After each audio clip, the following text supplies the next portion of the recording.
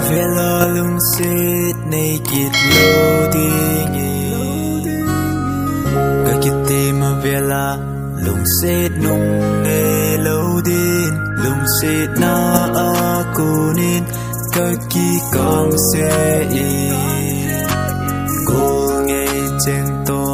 no min lai tor kaleng kho mui hin la nang ka hin nu ni chu Kitip na dấu xe cả hay mil tai hay mil thấy hi lệ chun ca nôm nghe ye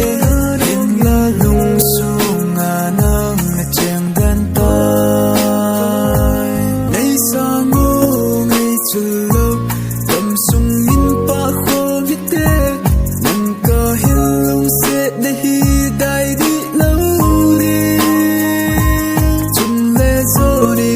say head go left by the pillar head không có hin ngay ra hi go to tailor đi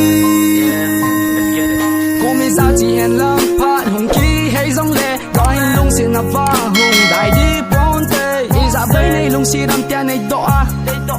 ý dạ vây lung khăm hi em ca hình lung si đét tia cất đi lung neo na tên lung mê na hi dòng ca hệ Hasan nante mi hasa takat song kahi I say what I say, cause say sa to cause say it is what it is, ain't gon' change that back. Told myself I will never love again, but I'm only human. We were meant to make mistakes. Avela lungset nei loading in kakitimin,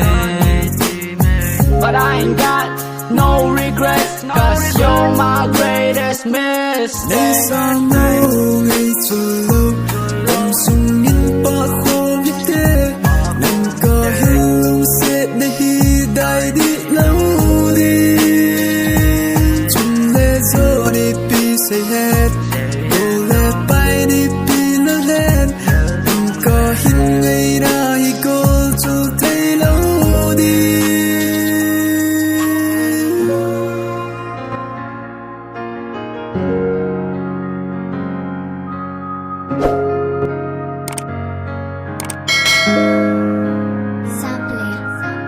Beats.